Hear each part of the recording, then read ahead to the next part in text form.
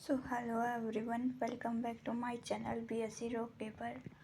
अपन जो है last lecture में डाइजेस्टिव सिस्टम के बारे में पढ़ लिया था और अपने स्टमक तक पढ़ लिया था। अगर मैं पीछे का रिवाइज करूँ तो मैंने आपको बताया था कि जो स्टमक है उसके अंदर 3 से 4 घंटे क्या होता है, खाना स्टोर होता है और स्टमक जो है डाइजेशन में मदद करता है। वहाँ पर म्यूकस की लेयर प्रेजेंट होती है, साथ में जो है उसके 3 पार्ट्स बताए थे। ठीक है, फंडस, पायरोलिक और हमारा सीजियम। ठीक है, सॉरी कार्डियक। आज अपन स्मॉल इंटेस्टाइन के बारे में पढ़ने जा रहे हैं। तो स्मॉल इंटेस्टाइन की अगर मैं बात करूं तो इसकी जो लंबाई है वो होती है 6 से लेकर 7 मीटर तक, या फिर इसे आप लोग 22 फीट भी कह सकते हो। स्मॉल इंटेस्टाइन थोड़ा कोइल्ड होता है, कोइल्ड स्ट्रक्चर होती है।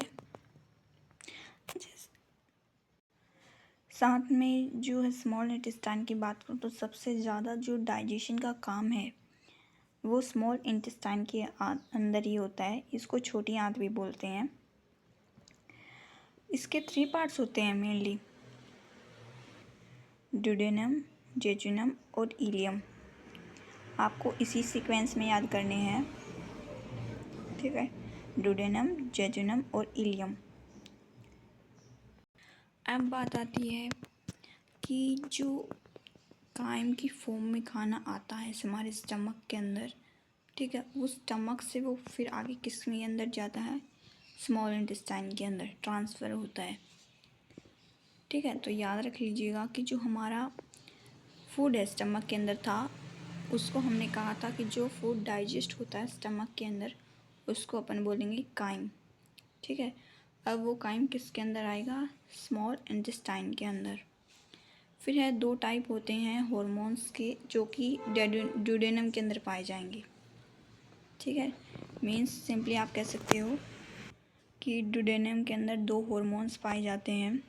फर्स्ट है सेक्रेटिन हार्मोन, जो कि क्या करता है, एब्जॉर्ब करता है पैनक्रियाटिक जूस को। ठीक है, पैनक्रियाटिक ग्लैंड से।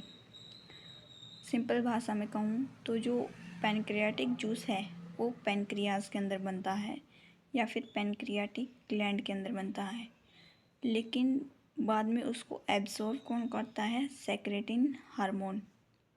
ठीक है,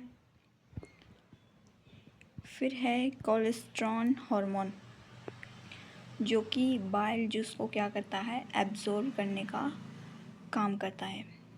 ठीक है, फिर बात आती है आखिर इन दोनों हार्मोन्स की डिस्कवरी किसने की थी, तो स्टर्लिन और बेलिस 2 साइंटिस्ट थे, इन्होंने इन हार्मोन्स की डिस्कवरी की थी। अब जो हार्मोन डिस्कवर किए गए थे वो था हमारा सेक्रेटिन, जो कि हमें कहाँ देखने को मिला, ड्यूडेनम के अंदर। ठीक है, और ड्यूडेनम किसका पार्ट है, स्मॉल इंटेस्टाइन का। फिर जो नेक्स्ट पार्ट है वो है जेजुनम। यहाँ पर खाने का कोई डाइजेशन नहीं होता। ठीक है, तो ये लाइन लिखी हुई है मैंने। फिर है लास्ट पार्ट स्मॉल इंटेस्टाइन का, इलियम। लास्ट पार्ट है स्मॉल इंटेस्टाइन का, और हमारा जो डाइजेशन का काम है वो यहीं पे होता है। ठीक है, यहाँ पर सिर्फ डाइजेशन ही नहीं, एब्जॉर्प्शन भी होता है इलियम के अंदर। फिर यह जो इंटेस्टाइन जूस है वो कहाँ बनता है, इलियम के अंदर। और इंटेस्टाइन जूस के अंदर क्या पाए जाते हैं, एंजाइम्स पाए जाते हैं। फिर है अपना इरिप्सिन, जो कि डाइजेशन ऑफ प्रोटीन का काम करता है। यहाँ पर जो पेप्टोन है वो पेप्टाइड के अंदर टूट जाता है। फिर बात करते हैं लाइपेज की, जो कि फैट का डाइजेशन करता है। सुक्रोज कार्बोहाइड्रेट का डाइजेशन करता है। लैक्टोज मिल्क का डाइजेशन करता है।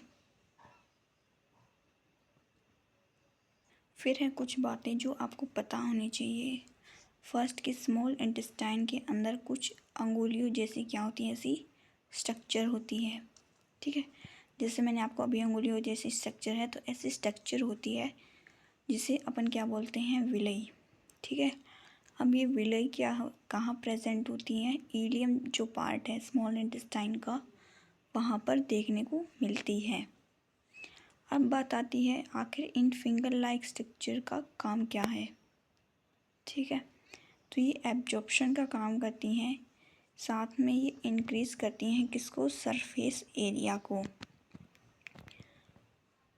देखो, अब मैंने पिछले लेक्चर में आपको बताया था कि जो स्टमक है, अगर वहाँ पर फूड का डाइजेशन हो रहा है, उसको अपन बोलेंगे काइम।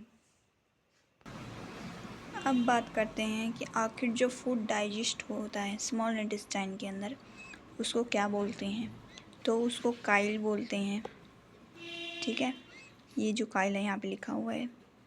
फिर बात आती है कि आखिर जो डाइजेशन ऑफ फैट है वो कहाँ शुरू होता है, तो वो स्मॉल इंटेस्टाइन के अंदर शुरू होता है।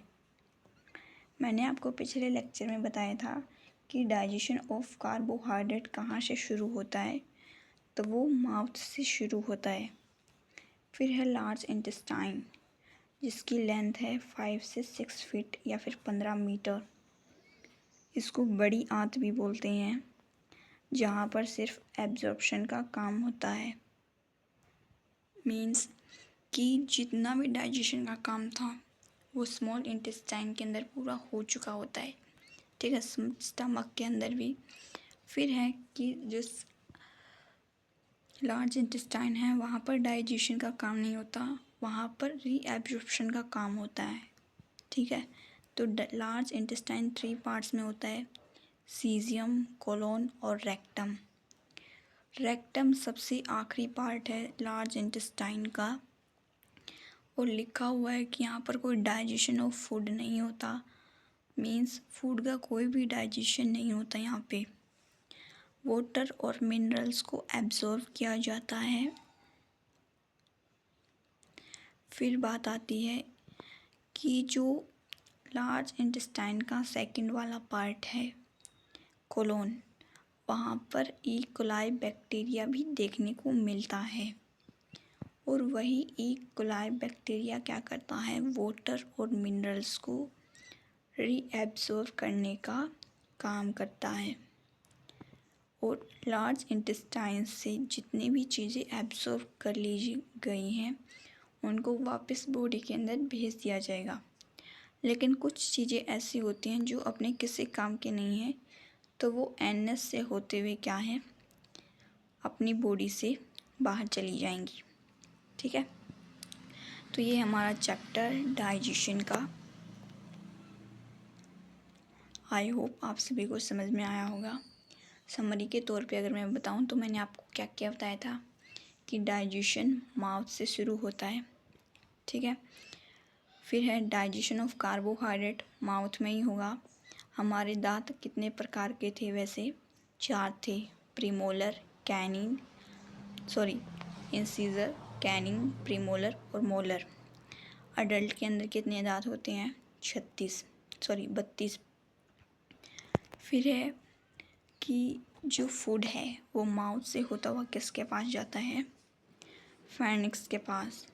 फेर्निक्स एक ऐसी जगह है जहाँ पे ट्रैकिया और फूड पाइप दोनों एक दूसरे के साथ मिलती है। वहाँ पर एक ढक्कन लाइक स्ट्रक्चर बताई थी, एपिग्लोटिस। ठीक है, जब अपन खाना खाते हैं तो ट्रैकिया को मतलब बंद कर देता है। जब अपन खाना नहीं खाते तो जो फूड पाइप है वो वाला एपिग्लोटिस क्या है, बंद हो जाता है। फिर जो है फूड पाइप को अपन क्या बोलते हैं, ईसोफेगस। ईसोफेगस में कोई भी डाइजेशन का काम नहीं होता। अब जो फूड है ईसोफेगस क्या करता है, ट्रैकिया से जो फूड है वो कहाँ तक पहुँचाने का काम करता है, हमारे स्टमक तक। फिर है स्टमक के अंदर म्यूकस की लेयर होती है, HCl एसिड पाया जाता है, हाइड्रोक्लोरिक एसिड, जो कि क्या काम करता है, बैक्टीरिया को, जर्म्स को किल करने का काम करता है। फिर थे स्टमक के पार्ट्स, ठीक है, 3 पार्ट्स थे इसके भी। फिर स्टमक 3 से 4 घंटे फूड को क्या करता है, स्टोर करता है। फिर था हमारा स्मॉल इंटेस्टाइन, इसके भी 3 पार्ट्स थे और एंजाइम्स थे हमारे, हार्मोन्स थे 2 यहाँ पे, सेक्रेटिन और कोलेस्ट्रॉन हार्मोन, ठीक, कोलेस्ट्रॉन हार्मोन। जो फूड स्मॉल इंटेस्टाइन के अंदर डाइजेस्ट होता है, ठीक है, वो फिर किसके पास जाता है, लार्ज इंटेस्टाइन के पास, जिसे बड़ी आंत भी बोलते हैं। इसके भी 3 भाग होते हैं। यहाँ पर कोई डाइजेशन नहीं होता और यहाँ पर जो है रीअब्जॉर्प्शन किया जाता है वाटर और मिनरल्स का। 3 पार्ट्स थे इसके भी, सीजियम, सीजियम, कोलोन और रेक्टम, ये लार्ज इंटेस्टाइन के पार्ट थे। फिर है स्मॉल इंटेस्टाइन के पार्ट की अगर मैं बात करूँ तो स्मॉल इंटेस्टाइन के भी 3 पार्ट थे, ड्यूडेनम, जेजुनम और इलियम, ठीक है। तो इस तरीके से क्या है, जो हमारा डाइजेस्टिव सिस्टम है वो काम करता है, ठीक है। अब जो लार्ज इंटेस्टाइन है वहाँ से कुछ चीज़ें ऐसी हैं जो हमारे किसी काम की नहीं है, तो उसे एनएस के थ्रू बॉडी से क्या है, बाहर कर दिया जाता है। तो ये था हमारा चैप्टर, ठीक है। अच्छे से रिवाइज़ कीजिएगा। यहाँ से जो क्वेश्चन है वो हमारे बनते हैं टिथ से, फेनिक्स से, स्मॉल इंटेस्टाइन और लार्ज इंटेस्टाइन। यहाँ से क्वेश्चन आपके पक्के बनेंगे। आई होप आप सभी को समझ में आया होगा। Thank you.